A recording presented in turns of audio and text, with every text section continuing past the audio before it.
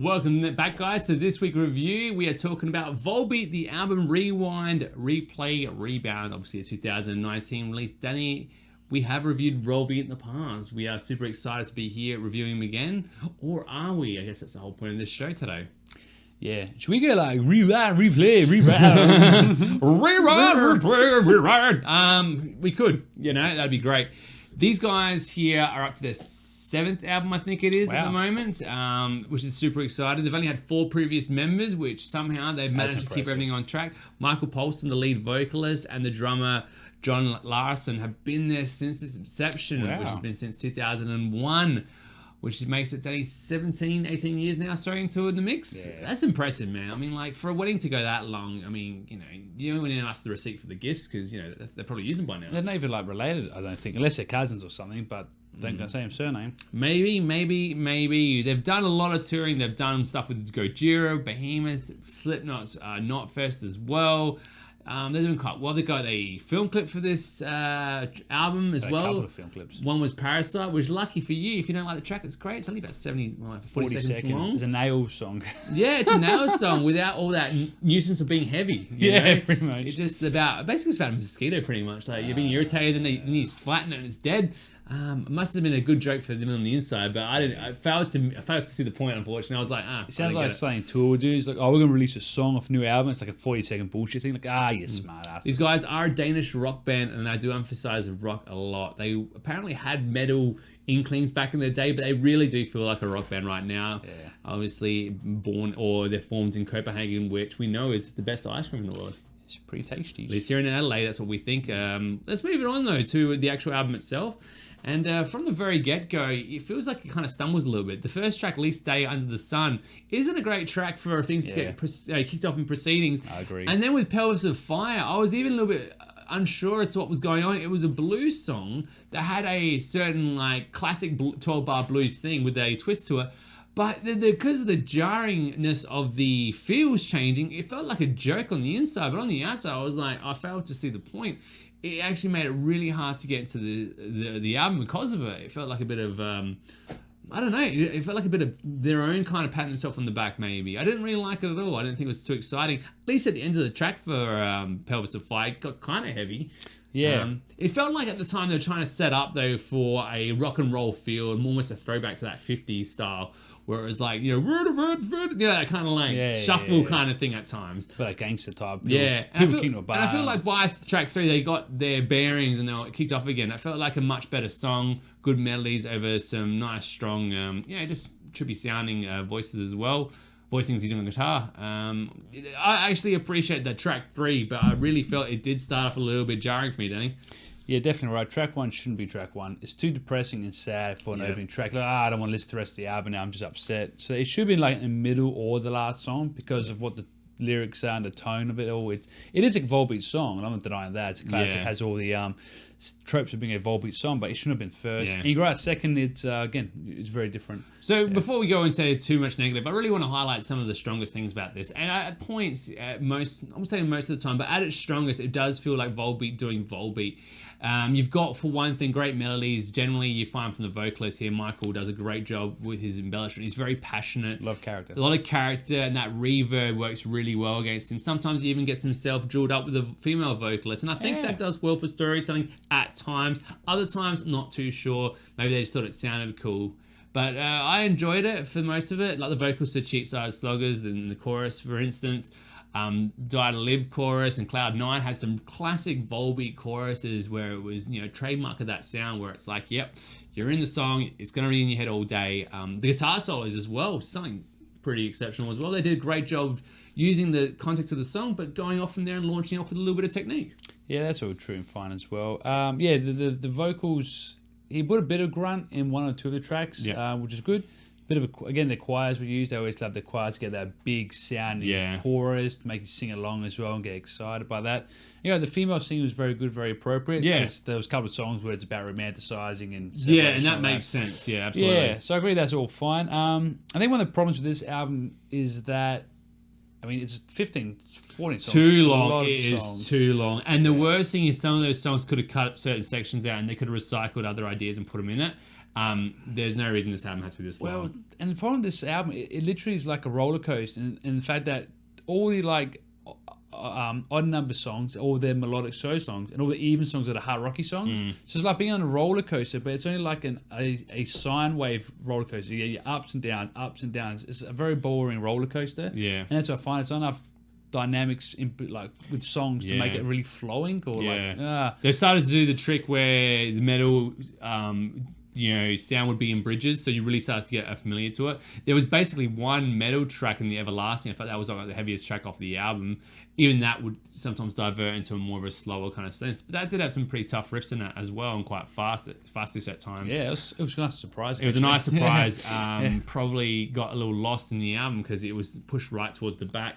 Again, with great tracks like The Awakening of Bonnie Parker as well. I think that should have been much higher. It's easily the best song off the album for me in context of what Volbeat do best, and that is create those soundtracks for high school musicals. Yeah, pretty much. Yeah, currently, currently. at their best. That's it. And that's what I love about these guys. And they write a song and you can just picture yourself creating a movie in your head. And that's what Seal the Deal and Let's Boogie did for the first 5 tracks. I mean, those tracks alone were just so strong in the sense that they're great, strong, catchy songs, but it gives you transports you into another dimension, and that's what I think these guys can really do at their best efforts.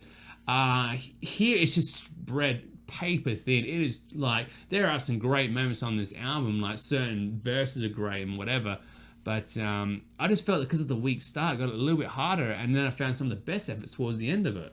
Yeah, and I like how they started to be a bit more like aggressive with some of their tones. Like even track A, where they get Gary Holt in there, they got the middle gets a bit evil and doomy.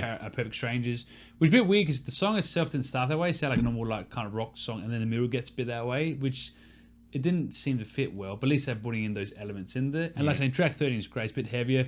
They have a full like Heaven and Hell rip-off section there. Yeah, they do. On and on. But you got songs like Cheapside Sluggers, which is easily two songs that were smashed together. And that's not interesting writing for me. It didn't tease at all that this is where the song was going to go. It's just like, let's just write and then just put that together and smash it together. And let's put Black Sabbath alongside, High School Musical Part 3. And then at times they do it better, towards the end of the album. There were a couple of tracks there which were okay, but it's that kind of writing for me that gets a little lost on me, and there's stronger effort to make this thing shorter and compress those songs and make those other songs far more memorable to the strength of Bonnie Parker, or even the track 3, for instance. So I thought Cloud 9 was another great track as well, and maybe Rewind the Exit as well. Danny, what about you? What do you think we should go to before we wrap it up? Well, again, you're correct in that they do some things quite well. Like they always have good melodies, and they always build up to the chorus as well. They try to progress songs and do a bit of storytelling. That's all nice. That's what you expect them to do, and they do it. Unfortunately, 14 songs worth of it was too much. Yeah. I mean, I guess Parasite's a filler, is a bullshit song. I understand that. But the other song which was really bad, it was the one which had, that Bones song. Which one was it? Sorry Sake of Bones. Man, I didn't like that song at all. I'm not sure what that was doing there. They just didn't seem to fit nothing. I didn't get that at all. So it was a bit too experimental off times, a bit too far off. And maybe they should have tried a bunch similar songs together to get some sort of flow to the album rather than keep going back and forth. Like that's right. And you could feel that one time they had the idea of making this like a rock and roll album. Then at times it was about telling a ballad. And then at times, it was about doing something heavy, but there was no clear direction, and it really kind of got lost. And unfortunately, it actually made me wish I was kind of listening to other albums. In fact, to be honest, the album's great. Seal the Deal and Let's Boogie is the album you should have checked out. This was ambitious for sure. There are commercial songs on this which I feel like the agency was like, well, make sure you got a couple of hits on there, which there are some great songs off here, some great hits off this album. And I think the one that we like, Leviathan, it was a great strong song. They did do that lyric or that video where it was live. I think that's a good enough song as well, but for most of it, it's probably not worth your money. I would probably strongly recommend you get the previous works. That's true. But if you want to spend a bit more money, you get the bonus album, which has, I think, an extra 7 songs on top. Which songs? Crazy. What they should have done with this album, they should have made this a 2-album box set or 2 DVD file or what a USB file, folded file, whatever you want to call it these days. Where one CD is full of all the melodic songs and one CD is full of the hard rock songs. So then you can pick which ones you want to listen to, because otherwise it's you're going back and forth. There's no flow, and it's hard to listen to this album straight through because it doesn't seem to make you want to listen to it straight through. It was a frustrating album to listen to. It was a little hard for me to do it. In that case, Danny, what do you give this one a rating of? Well, I give this 6.5. Yeah, I'm gonna have to give this one probably a 5, Danny. Damn, yes, probably. Yeah, maybe sure. It was 6 is probably more accurate for me. The thing is, I want to give this is that the half of the album, which is great on this, is perfect, and that's what the 5 points get. But the other one is just like, I honestly, and I'll tell you the honest truth, I listened to Seal the Deal, Let's Boogie after this album to remember the good times it was, to make sure that in my head I wasn't like romanticizing that album. Like, no, that actually has better paced songs, better, just simple, but the guitar lines weren't too generic. It was just happy, it was rocking, it was memorable, and it was passionate, and it wasn't over the top. It was, and it all felt like it belonged on the same thing together. Even when some of it dropped off, it's something a bit boring, it all belonged together. This here is just a freaking mess, man, of an album.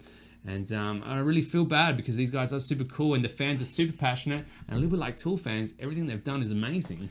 Yeah, but at least I like some of these guys' songs. Yeah. Actually, one of the great things about it, we'll give credit to them, they first off the cover, how cute is that? Oh, the young kid. Yeah, they do. Cute. Yeah. And then they did the film clip for Cheapside Sloggers with Gary Holt's in it, and they've got like they're all kids in it, and they got a young kid, Gary Holt, has like this long hair with Kilda Kardashian's t-shirt on. So that was pretty funny. Give him credit sucks, there. Yeah, because now I feel bad that I gave him such a bad score. The other thing that was quite weird is it's called Rewind, Replay, Rebound. It sounds like a cover album. It doesn't sound like the title of an album. Yeah. You know, it feels like there should have been a cover album. But don't do that. So there you go, guys. Let us know what you think in the comments. I'm sure you will. We're really sorry we gave this a bad review because these guys, I don't want to give them bad reviews. Yeah, I mean, I enjoy their music. When they're their best, they are the best at it. Like, no one comes close in that rock industry to make strong songs. And in the words of Volbeat, with the reverb on it, yeah. Relax and open your eyes, I cannot see the world's demise. I can't do it all. Okay, all alone with no armor, your burning eyes shine from under. Well, there you go. Thank you guys for listening to our podcast and our review this week for Volbeat's Rewind, Replay, and Rebound. Let us know in the comments what you guys thought of the album. Until then, I'm Super Metal Brother Matt. And I'm Super Metal Brother Danny. We have been Super Metal Brothers. Thank you guys so much for listening. We'll catch you next week.